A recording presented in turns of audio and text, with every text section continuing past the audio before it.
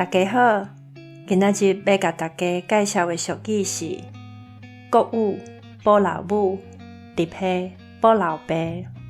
因为咱台湾人无所谓的母亲节甲父亲节，所以伫咧节开交替、每日温差较大的时阵，做事势会传一寡好料的，比如讲猪脚面线，用食补的方式来表现对时代的孝心。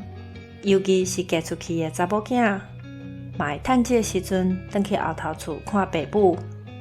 所以国有甲日系这两个节气，会使讲是咱台湾人的母亲节甲父亲节。重点毋是要请爸母食啥物，还是送啥物礼物，主要就是爱有迄个心，逐工拢会使是母亲节甲父亲节。以上，感谢收听。